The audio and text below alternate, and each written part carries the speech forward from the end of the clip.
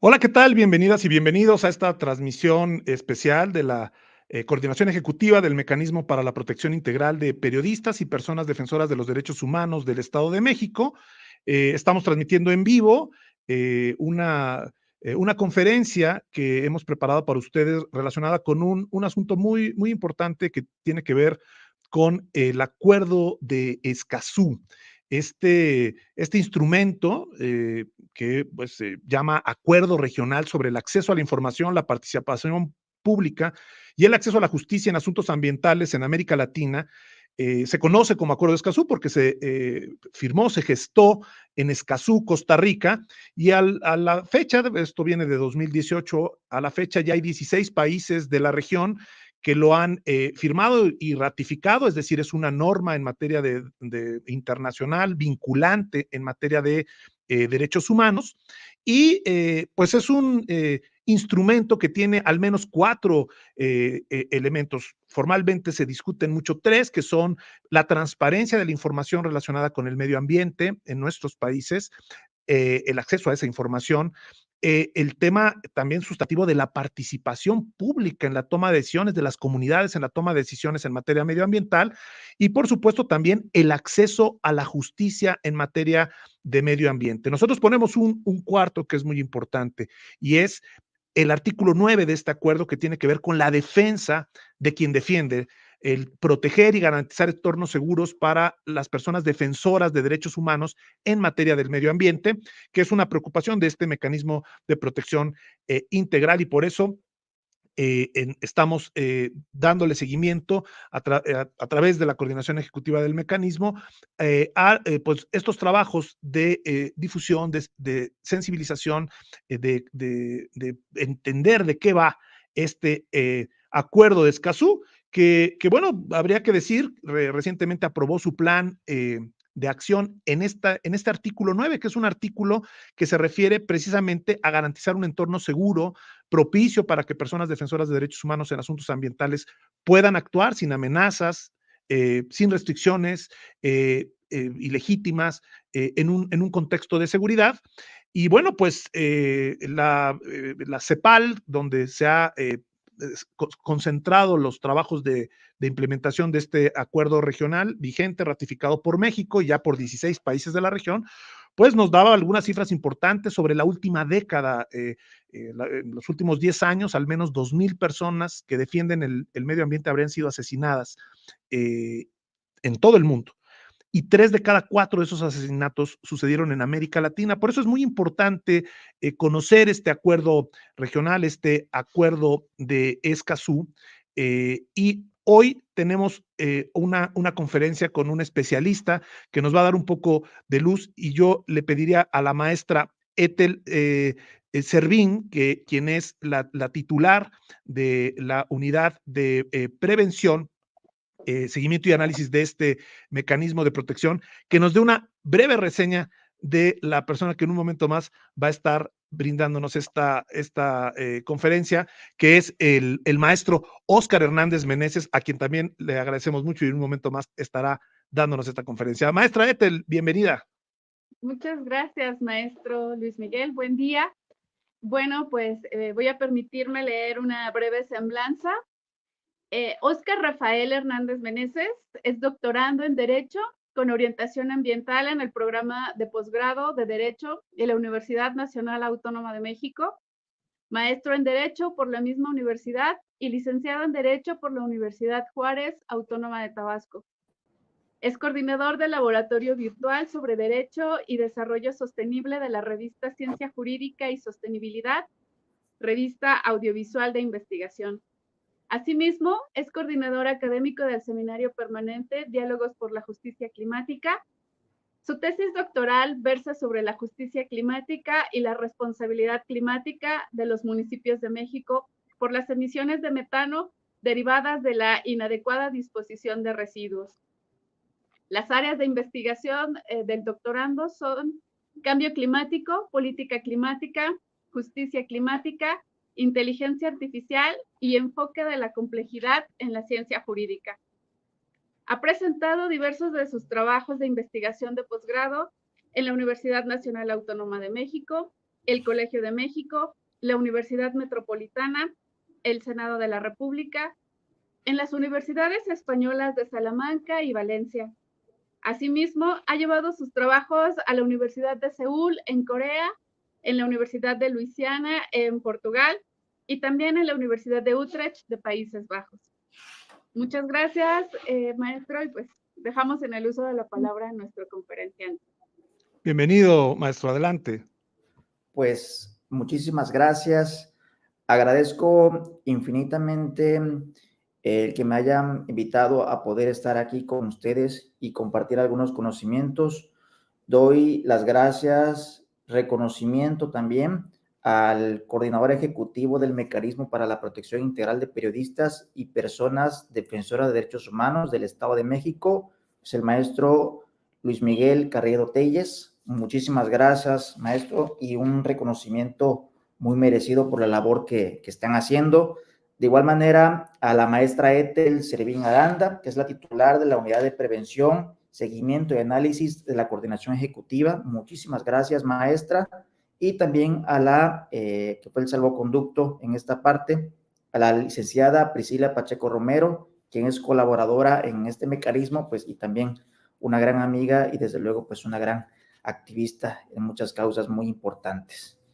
Debo reconocerlos, desde luego, por la labor que vienen haciendo y la labor que vienen haciendo de este control quizás de convencionalidad, de aplicar, de implementar el Acuerdo Escazú en sus políticas institucionales.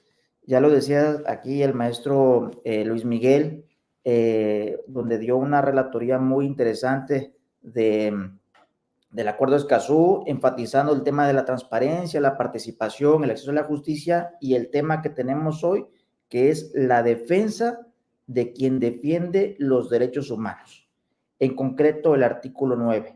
Y ya aquí el maestro pues nos dio igual de una manera muy acertada en esta conferencia, pues unos datos duros de la CEPAL, de 2,000 personas en todo el mundo que han sido vulneradas en su integridad, 2,000 personas de quizás de las muchas que hay, pero que han sido documentadas, que defienden los derechos humanos. Voy a comenzar compartiendo mi pantalla para que podamos ver. Esto que hay aquí son las claves teóricas que les mencionaba, y aquí tenemos la hoja de ruta. La hoja de ruta básicamente es para no perdernos en este tema introductorio. Aquí yo les puse la ubicación en donde ahorita estoy actualmente en este momento, y aquí les puse el Estado de México. Si no contamos con una hoja de ruta, nos perdemos. Y estos son los epígrafes de los cuales hablaremos en el transcurso de esta ponencia. Quiero empezar hablándoles del enfoque que hemos venido manejando para comprender de manera integral estos temas. Nosotros, en las investigaciones que hemos venido realizando desde el Laboratorio Virtual sobre Derecho y Desarrollo Sostenible, hemos estado utilizando el enfoque transdisciplinario y el tema de las ciencias de la complejidad. Yo quisiera partir con esta idea. Si analizamos únicamente el Acuerdo Escazú desde el lado únicamente normativo, pues no entenderemos mucho lo que dimensiona. Se requieren otros métodos, otras teorías y otros enfoques más allá del netamente normativo para comprender y para implementar este importante acuerdo. Aquí tenemos las preguntas estratégicas o esenciales que se irán respondiendo a lo largo de esta conferencia y de las cuales podrán derivar otras preguntas. ¿Cómo podemos tener un aprovechamiento significativo? ¿Cómo operacionalizarlo? ¿Qué le sucedió a Homero Gómez? ¿Qué factores de riesgo y protección implica la Defensoría? ¿En qué nos afecta ser indiferentes? ¿Y qué sigue después de Aarhus y Escazú? Esos son algunos puntos que veremos. Aquí les muestro las fuentes selectas. En las ponencias que venimos haciendo siempre mostramos las fuentes selectas de donde obtenemos toda la información. Ustedes, varias de las afirmaciones que yo voy dando, pues vienen de estas fuentes que tienen aquí, que son básicamente informes sobre la violencia contra periodistas y personas defensoras de derechos humanos del 2023, y el más antiguo es del 2017. Estos informes están en Open Access, entonces los pueden obtener. Ahora, decíamos hace un momento enfoque sistémico, pero realmente eso puede parecer muy complejo, pero nos podemos ir hasta la época del Renacimiento y es una actividad que se viene realizando desde hace mucho. Aquí tienen 3 ilustraciones de Leonardo da Vinci, que básicamente era la persona que manejó la complejidad de la vida. Por un lado, podía pintar bocetos espectaculares, por otro lado, podía hacer estudios de la biología y por otro lado, podría hacer estudios sobre la ingeniería. Y él básicamente combinaba eso para lograr una comprensión integral. Y yo les quiero decir que el tema de la defensoría de los derechos humanos, la defensoría de quienes defienden los derechos, es un tema que no únicamente está en el plano normativo, es un tema que ha estado en la cultura de la persona, en la cultura del ser humano, en muchos aspectos. Está, desde luego, en los tratados internacionales, las reuniones institucionales, así como también ha estado en la música, en el arte, en documentales, en la vida cotidiana. Aquí tienen 3 imágenes que básicamente mencionan, por ejemplo, aquí tienen una canción del grupo mexicano Maná, de Cuando los Ángeles Lloran, que básicamente trató el tema de los defensores ambientales. Habló de Chico Méndez, Linkin Park, digo, para los que les gusta la música en inglés, el rock alternativo, pues igual en algunas canciones hacía algunas protestas, ¿no? Recientemente en Netflix, que ha sacado muchos documentales, pues está el documental muy importante de este gran defensor Homero Gómez González sobre la mariposa monarca.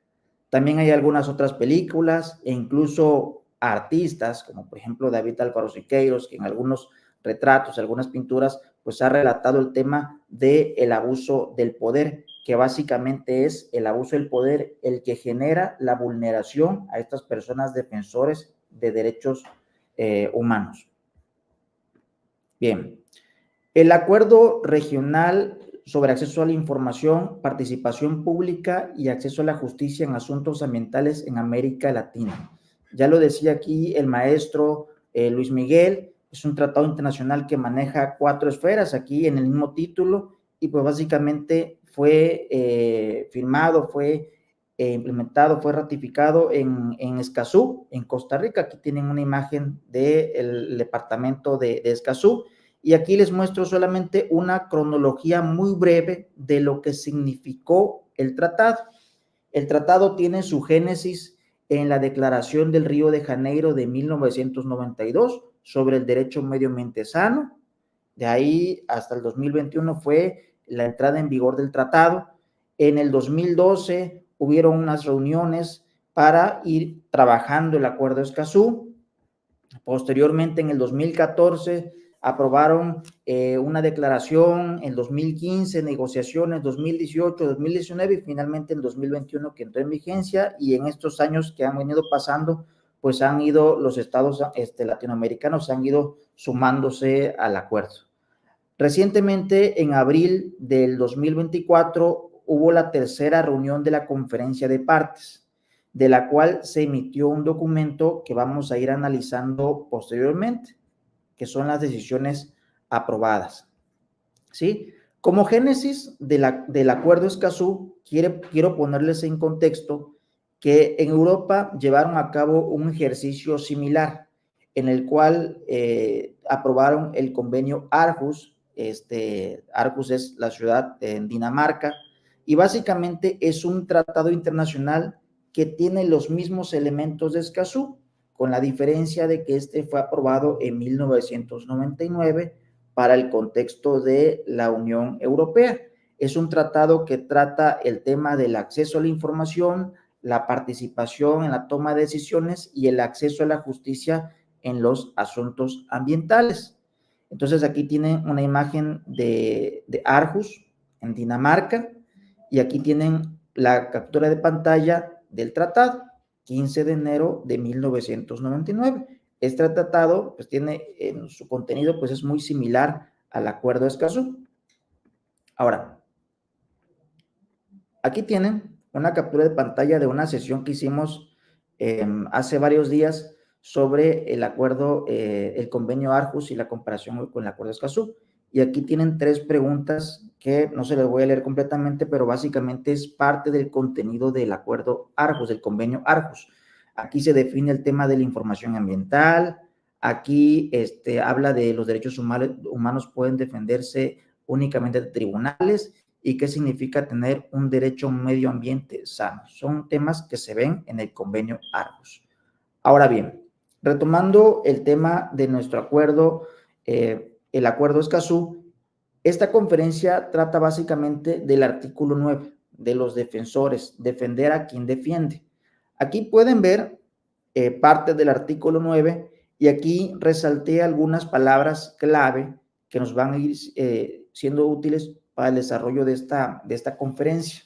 Aquí tienen la palabra entorno seguro, propicio, definen derechos humanos en asuntos ambientales, ante amenazas, restricciones e inseguridad, el tema de los elementos básicos del sistema jurídico, en este caso el sistema jurídico mexicano, y las medidas efectivas, oportunas para prevenir, investigar, sancionar ataques, amenazas o intimidaciones.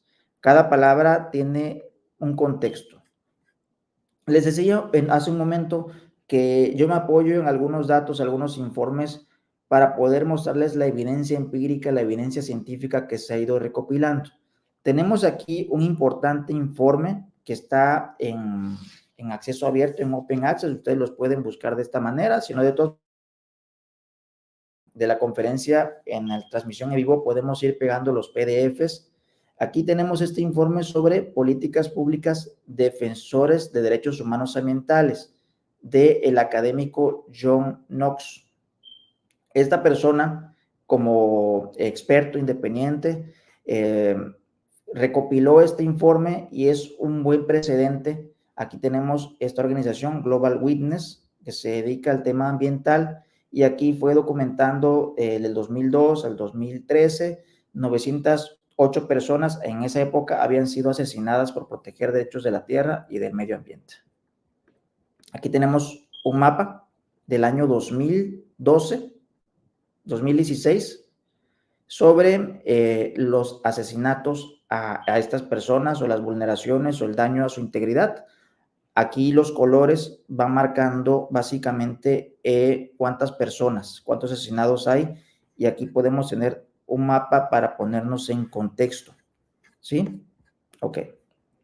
Aquí tenemos otra tabla que básicamente habla acerca de algunos países donde más se han asesinado a personas. Aquí, pero esta tabla describe a personas no indígenas e indígenas.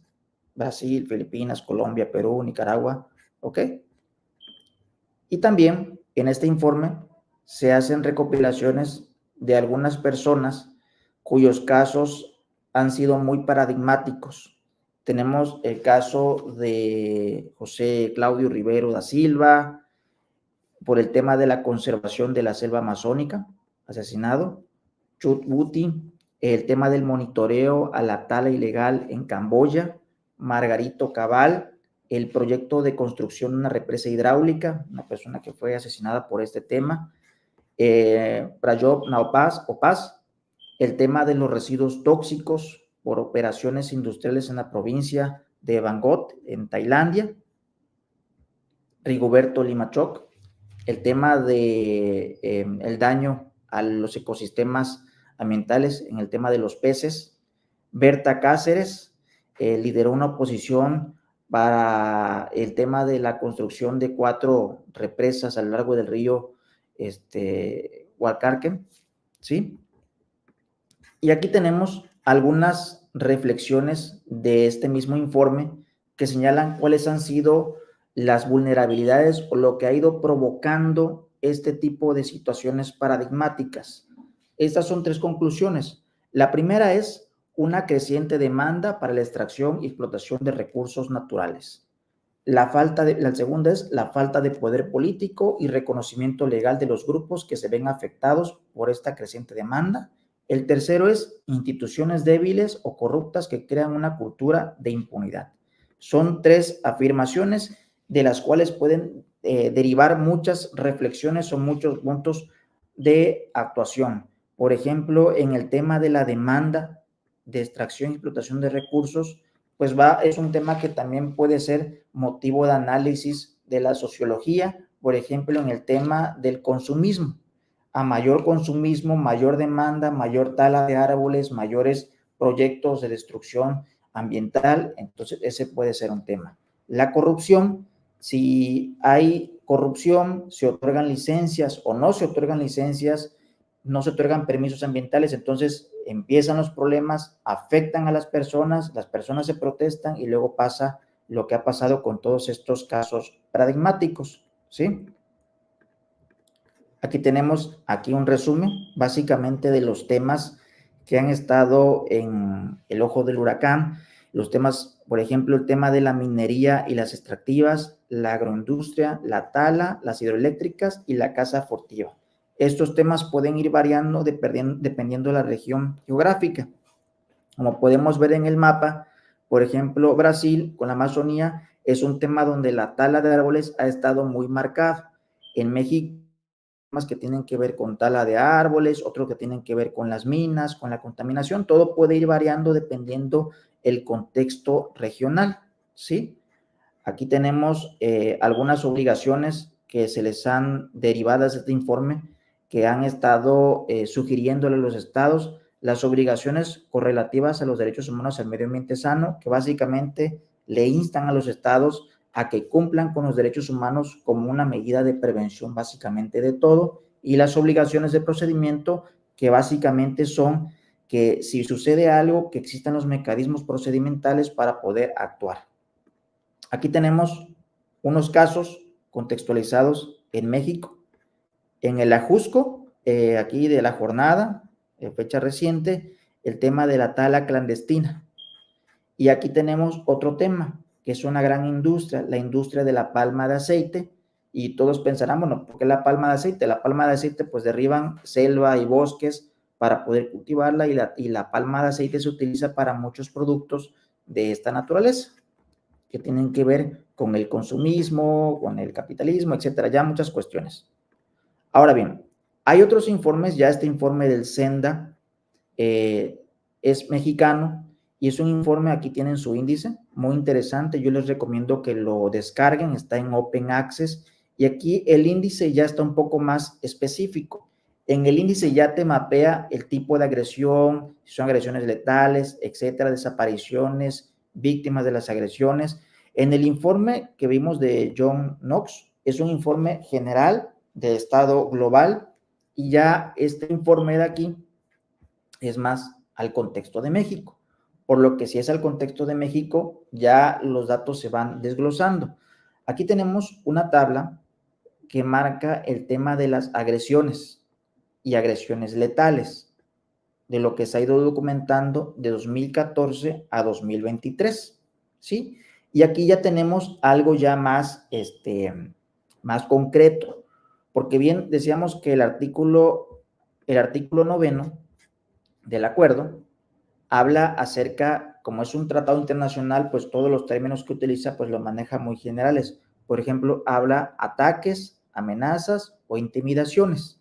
Ya corresponden a los mecanismos o a los diagnósticos ya más locales ir desglosando para poder tener un diagnóstico muy integral. Aquí podemos tener esto: amenazas, intimidaciones, agresiones físicas, criminalización, hostigamiento, difamación, daños en la propiedad, estigmatización, detención ilegal, uso indebido de la fuerza, desplazamiento forzado, despojo, espionaje, desalojo, agresión sexual, robo, desaparición. Aquí ya tenemos, básicamente son tipos penales que ya se van desglosando y todo encuadra en el tema de las agresiones, pero aquí ya, teniendo esto, incluso lo podríamos desglosar todavía más. Por ejemplo, amenazas, ¿de qué tipo? Por redes sociales, por mensajes, intimidaciones, por dónde llegan los mensajes. Eso es la manera en la cual se va desglosando, ¿sí? ¿Sí? Espionaje, despojo, ¿no? Entonces, difamación, son muchas variantes. Aquí tenemos igual otros datos de ese informe que hablan acerca de los tablas de las víctimas de los eventos. personas ejidatarias, comuneras, académicos, estudiantes, periodistas. Con base en los datos, aquí tenemos agentes agresores, gobierno, delincuencia organizada, empresa privada, eventos, policía, gobierno estatal, federal, comunidades indígenas agredidas, sectores. Vemos que el sector de la minería es el sector quizás que ocupa los primeros lugares en agresiones. Por lo tanto, también habría que ver que las leyes que tienen que ver con esa materia contemplen ese tipo de situaciones. Ahora, el SEMDA da algunas recomendaciones en su informe a los distintos órdenes de gobierno y a las distintas entidades. Por ejemplo, al tema de los distintos órdenes de gobierno, federal, estatal, municipal, habla acerca de la implementación de políticas integrales y aquí mencionan el artículo 9 del Acuerdo de Escazú. Al Congreso de la Unión se le ordena, se le recomienda adecuar su marco jurídico, el marco jurídico mexicano, conforme a los estándares que marca pues, el Acuerdo de Escazú. A las secretarías y dependencias, de igual manera, en sus actuaciones, sus manuales de organización, sus procedimientos, sus protocolos, también se le hacen una serie de observaciones. A los mecanismos de protección de personas defensoras y periodistas, se les habla acerca de implementar una política integral de protección. La palabra integral es una palabra un poco compleja, porque a veces pensamos que la integralidad solamente es el aspecto normativo y es más allá, lo vamos a ver un poco más adelante. Se ve el tema de las fiscalías, las comisiones de derechos humanos, las comisiones de atención a víctimas. Son recomendaciones hasta cierto grado integrales porque no únicamente instan, por ejemplo, al Poder Ejecutivo, sino también hay recomendaciones, por ejemplo, a la Fiscalía, ya que si la Fiscalía no realiza las investigaciones de materia penal, pues tampoco puede haber un acceso a la justicia, ¿no? ¿Ok? Ahora bien, sobre estas obligaciones, yo puedo poner algunos temas sobre la mesa que vienen siendo próximos, que van a ser, que son materia de nosotros como defensores de derechos humanos que tenemos que tener muy en consideración. Tenemos el tema de la reforma al Poder Judicial y, pues, desde luego, la entrada del nuevo gobierno, llámese de cualquier partido, de cualquier candidato, pero básicamente son dos momentos políticos, institucionales, sociales y económicos que son muy importantes en relación a el respeto de las personas defensoras de derechos humanos. ¿Por qué hablamos que la reforma judicial es importante? Puesto que si no hay una reforma judicial que contemple el tema del acceso a la justicia, sobre todo en este caso de asuntos ambientales, ya que tienen un impacto no solamente a la comunidad, sino a nivel general por el daño al medio ambiente, pues debería tener cierta atención. Es crucial que, por ejemplo, que en esta reforma yo como sugerencia podría poner sobre la mesa que no solamente se contemple el tema de la selección de ministros por voto popular o no, sino que también entre a colación otro tipo de temas, sería muy positivo. Y desde luego el plan de desarrollo que viene básicamente va a ser el plan donde se van a plasmar todas las estrategias de política pública, hacia dónde va dirigido el presupuesto, y eso va a ser fundamental para la garantía de los derechos, ¿no? Hay desde luego algunos instrumentos que tienen que ver con cambio climático, con medio ambiente sano, que hay que tomar en consideración y que hay que revisar si desde luego cumplen con estos estándares. Yo les quiero poner también sobre aquí, sobre esta mesa, un instrumento de reciente creación que es el protocolo para juzgar casos en materias que involucren acceso a la justicia en materia ambiental sobre el Acuerdo de Escazú. Es un protocolo que diseñó la Suprema Corte y que básicamente este es su contenido. A nosotros nos interesa el apartado E, que es el entorno seguro y propicio para la defensa y protección de los derechos humanos.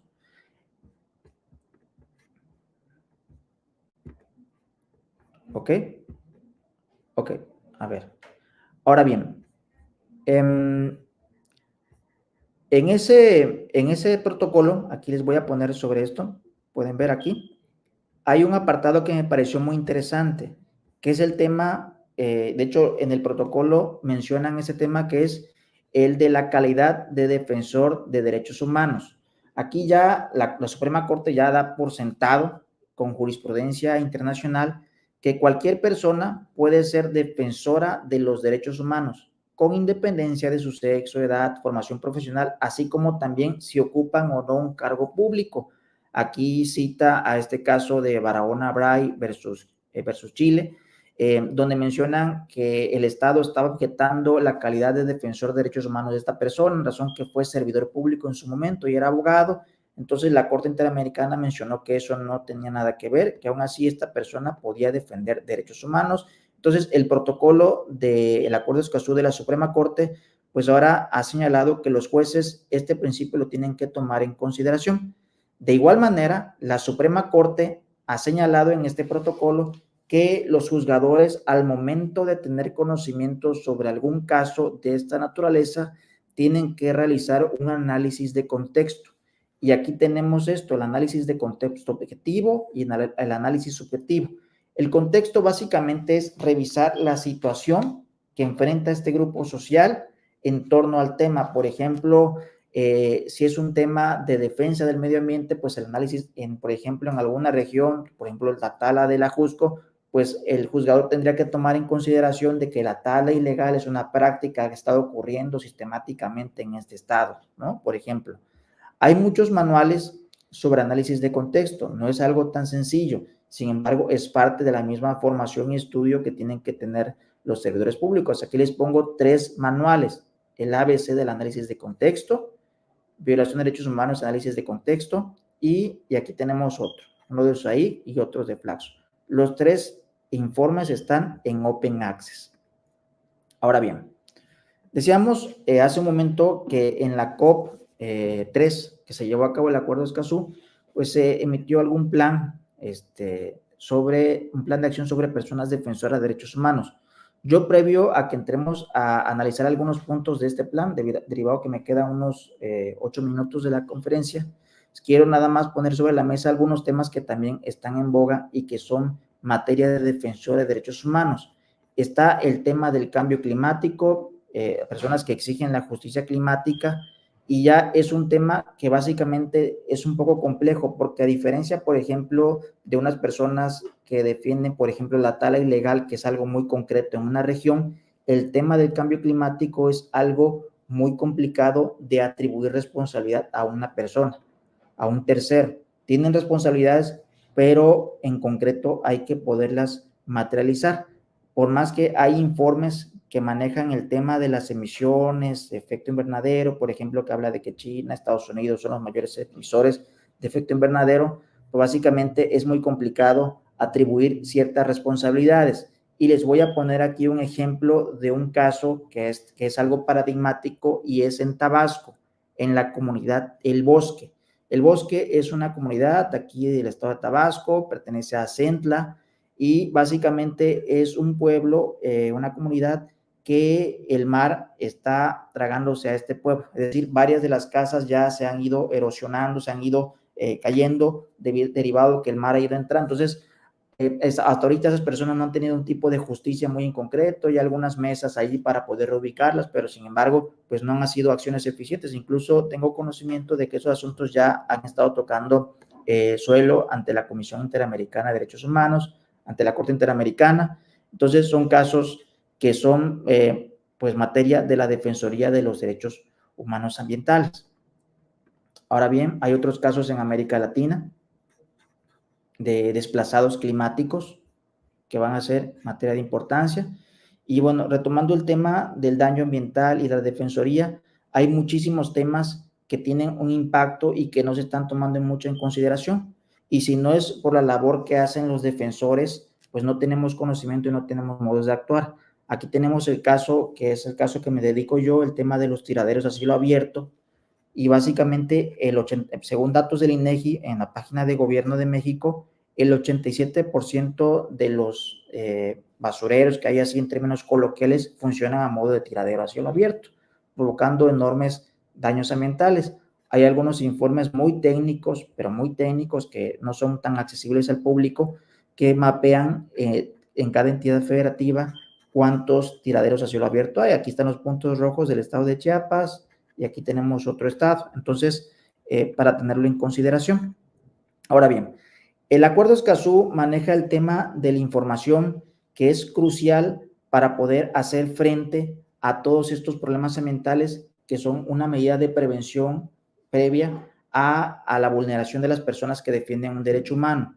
El Acuerdo de Escazú habla de acceso a la información. En México tenemos mecanismos para el acceso a la información que hasta cierto grado son un poco amigables, pero que se requiere que la población los conozca más. Aquí tenemos la Plataforma Nacional de Transparencia, que maneja el tema de las solicitudes de información. Cualquier persona puede presentar una solicitud de información, y aquí tenemos el tema de las obligaciones de transparencia que todos los entes públicos deben de publicar y que desde luego han estado haciendo en estos años que se ha implementado la Plataforma Nacional de Transparencia. Lo anterior es muy importante porque es necesario generar una ciencia ciudadana ambiental, que es básicamente el proceso participativo de las personas para poder hacer frente a los daños ambientales. Ahora bien, aquí tenemos las decisiones aprobadas en la COP3 de la Conferencia de Partes del Acuerdo de Escazú. Aquí tenemos que la primera recomendación, la primera decisión aprobada fue el tema de la generación del conocimiento. Se insta a los estados a elaborar diagnósticos y sistemas de alerta temprana, aquí de manera hilándolo, sobre la situación de las personas defensoras de derechos humanos, en este caso en asuntos ambientales. Los diagnósticos son necesarios. Yo ya les presenté algunos diagnósticos, sin embargo, son diagnósticos hasta cierto grado muy generales que todavía no han logrado abordar completamente la problemática. Este de John Knox, un diagnóstico a nivel global, ya ese es a nivel de todo México, pero se requiere motivar, por ejemplo, a las universidades, a los organismos para que puedan hacer diagnósticos más y más concretos con la finalidad de ir instrumentalizando acciones. La lógica de la política pública es que previo a implementar una política pública es hacer un diagnóstico. Si no conocemos la situación, no podemos dar la ruta para poder hacer frente a este problema. Otro tema que se ve es la continuidad y mayor difusión de los espacios y las capacidades de intercambio y reflexión, así como también reforzar los contenidos relativos a las personas, grupos y organizaciones en asuntos ambientales. Otro tema es el reconocimiento, el intercambio y las alianzas, las acciones de difusión, la conmemoración y reconocimiento, las alianzas con diferentes sectores, creación de lineamientos regionales, asistencia técnica. Son muchas líneas de acción que se ven en las decisiones que son algo complejas, pero que tienen que ser necesarios, que tiene que arrastrar mucho el lápiz para poder llevar a cabo estas. El tema de las fuentes selectas, porque siempre es necesario tener una gama de fuentes que nos permitan tener por lo menos un contexto de este tema. Aquí retomo las preguntas estratégicas. ¿Cómo podemos tener un aprovechamiento significativo del Acuerdo de Escazú? Pues básicamente para tener un aprovechamiento significativo, pues hay que leerlo, pero leerlo en su contexto, ¿no? ¿Qué le sucedió a Homero Gómez y a los otros defensores de la vida? Pues básicamente le sucedió a lo que nunca se previno. Como nunca hubieron acciones para proteger el medio ambiente, hay personas que en su proyecto de vida está proteger a otras personas. Y estas personas como Homero, pues básicamente vieron una gran omisión, vieron un gran hecho de corrupción y pues alzaron la voz. Entonces ya pudimos ver algunos casos. ¿Y qué factores de riesgo implican la defensoría? Pues básicamente ya hemos visto aquí mapeados en el informe los tipos de amenazas que han estado teniendo estas personas. Entonces, no nada más amenazas graves, sino básicamente, aquí ya lo perdí, pero aquí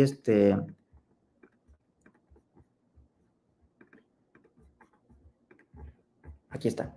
Agresión física, criminalización, hostigamiento, pues básicamente son ya las amenazas que han estado desglosadas de las agresiones.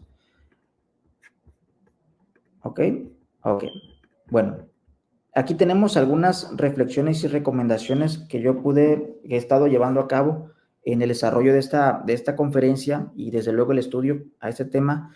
Hay que fortalecer las obligaciones de Estado en materia de derechos humanos.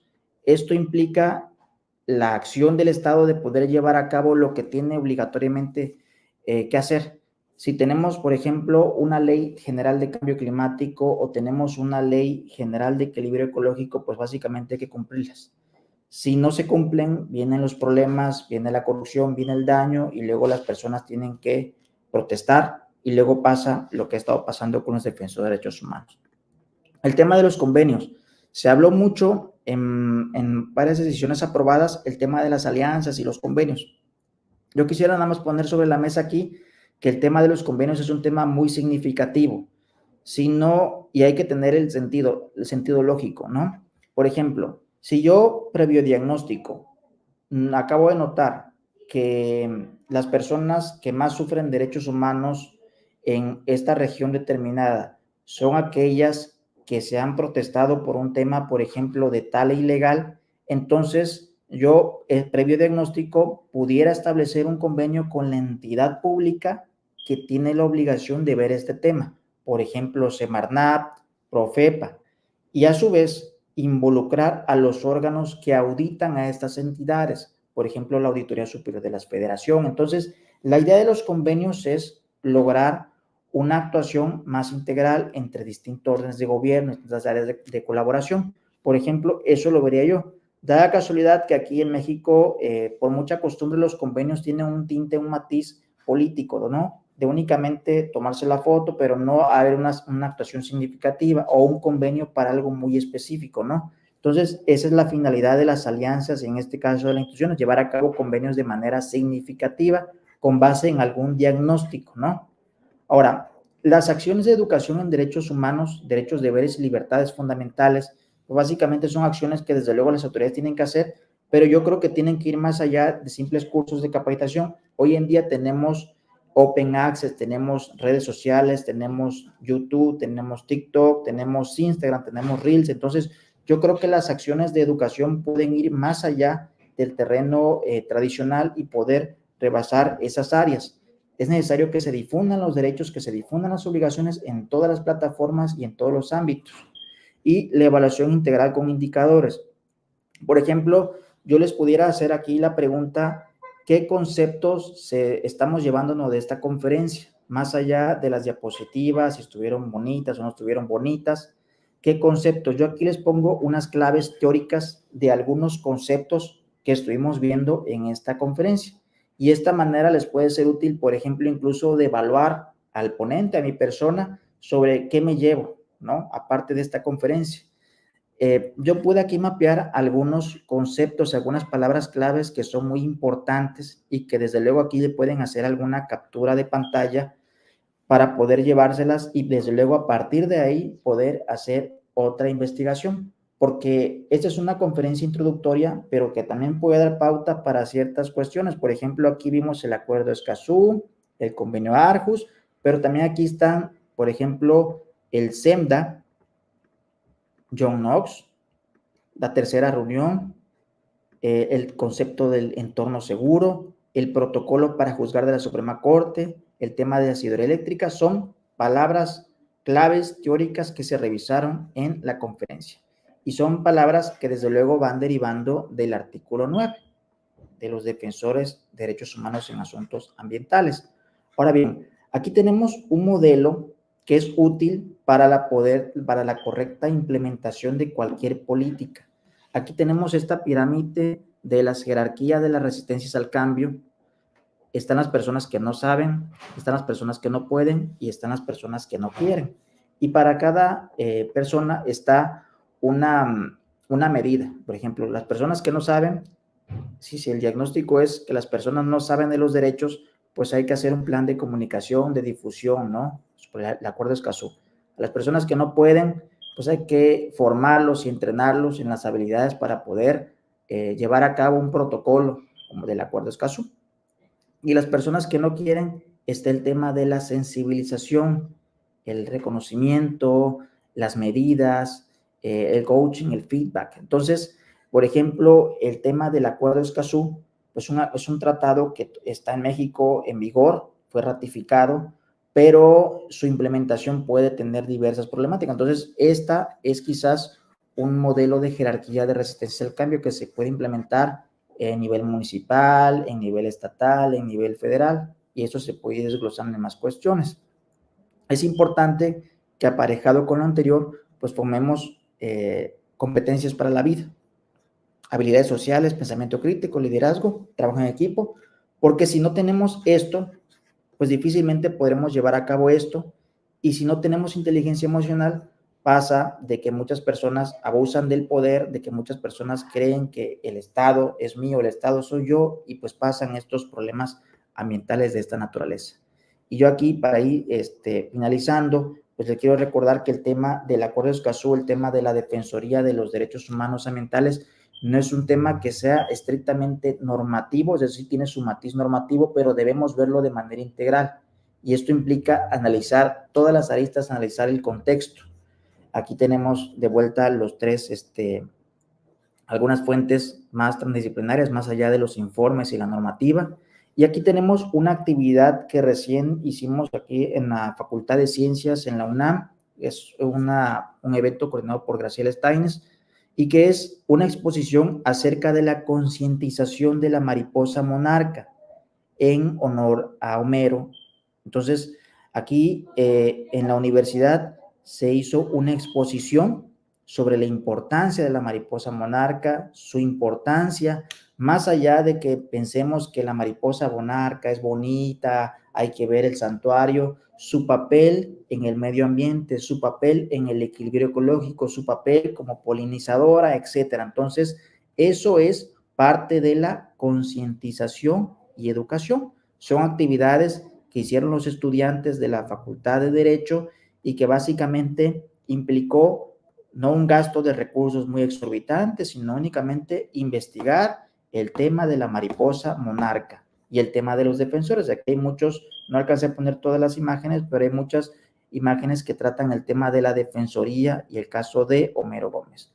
Y aquí tenemos la página web de una organización a la que yo pertenezco, que es el Laboratorio Virtual sobre Derecho y Desarrollo Sostenible, que lo pueden buscar así, con esta liga en internet. Y también un canal de YouTube, que es el Aula Jurídica Virtual, donde difundimos contenidos jurídicos en la misma tesitura que he estado llevando a cabo.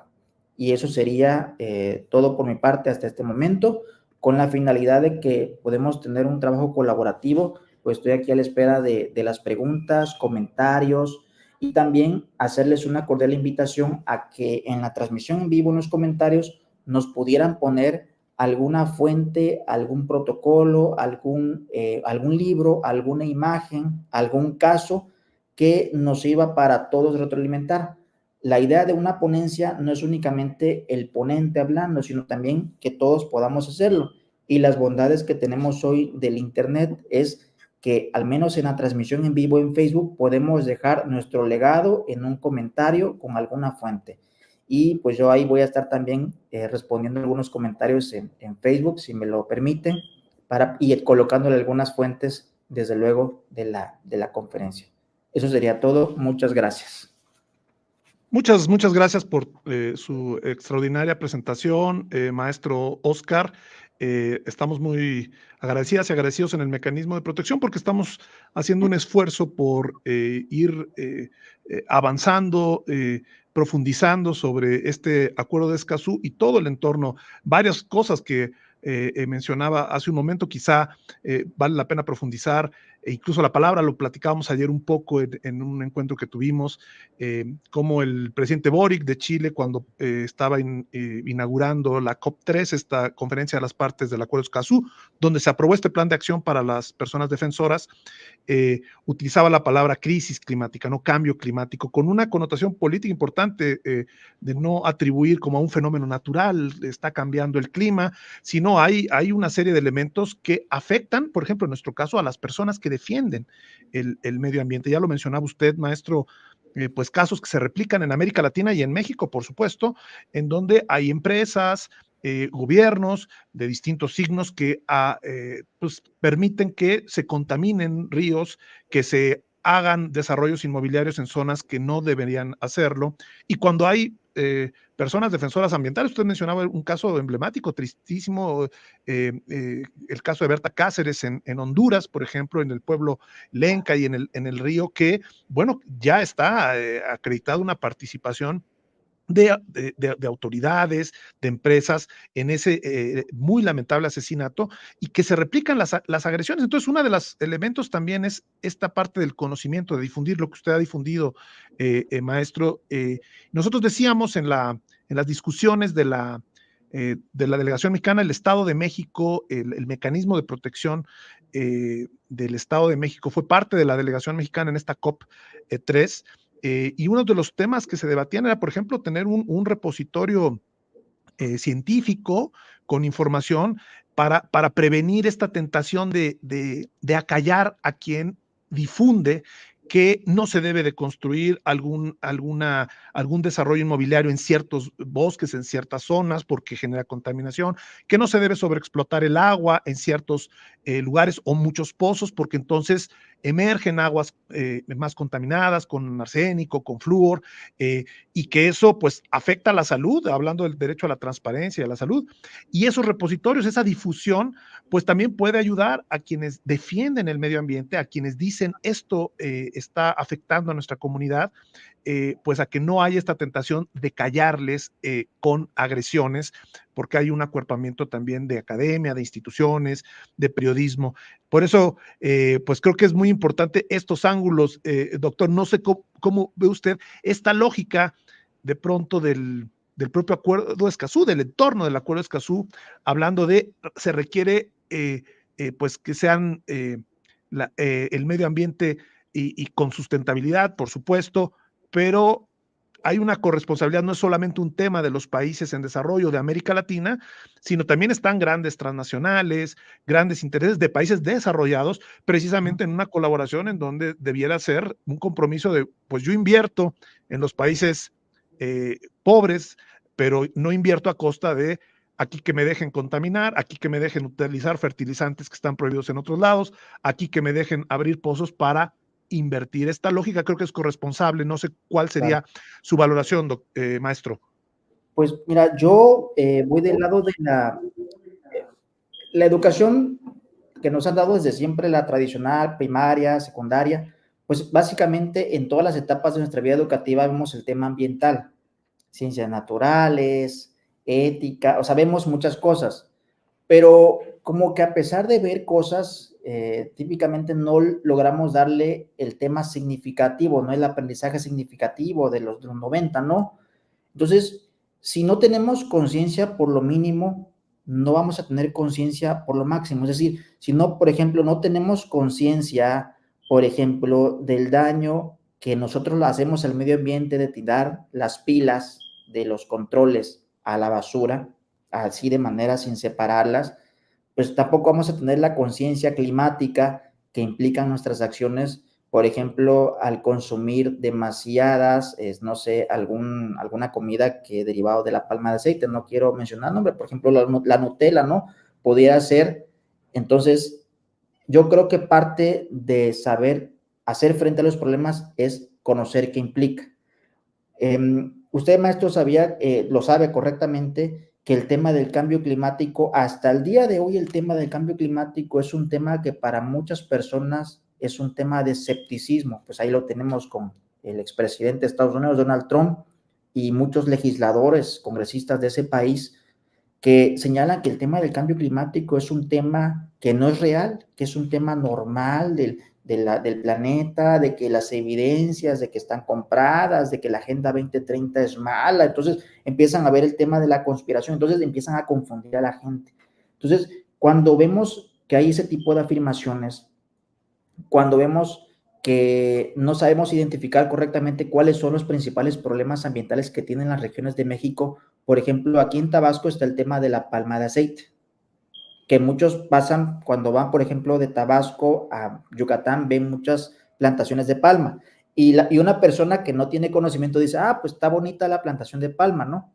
Bueno, o sea, pasan y se ve bonito, y la verdad se ve bonito, pero realmente no sabemos que son especies, que son plantas que derribaron hectáreas de bosque para poder cumplir, no sé, los requisitos del mercado. Entonces, si no tenemos conocimiento de ciertas cosas, no podemos hacer frente. Entonces, yo creo que un tema referente a Escazú es el tema de la educación ambiental, pero la educación ambiental muy cotidiana, desde los niños. Yo creo que Yo creo que eso, yo valoro mucho cuando algún joven publica un reel o un short donde habla acerca de algo muy cotidiano, por ejemplo, el medio ambiente. Yo te podría poner el ejemplo del activista Roberto Hernández Juárez. Si uno lo busca en YouTube, es colega mío, pero Roberto, su mayor aporte es que la información científica la convierte en un reel de YouTube y en menos de 30 segundos te da, por ejemplo, por qué no debemos consumir tal comida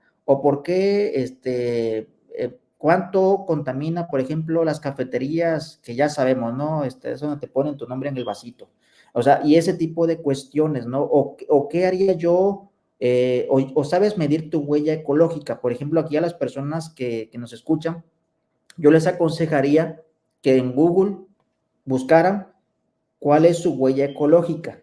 De hecho, igual hay muchas aplicaciones en Internet ahorita, lo bueno de las bondades de Internet, que te dicen cuál es tu huella ecológica. Entonces, por ejemplo, tú puedes sacar cuenta de qué tanto puedes contaminar y sacando puedes modificar tu estilo de vida. Es decir, por ejemplo, yo estoy consumiendo muchas golosinas y muchas comidas y eso impacta al medio ambiente. O, por ejemplo, yo estoy utilizando mucho el vehículo para esto.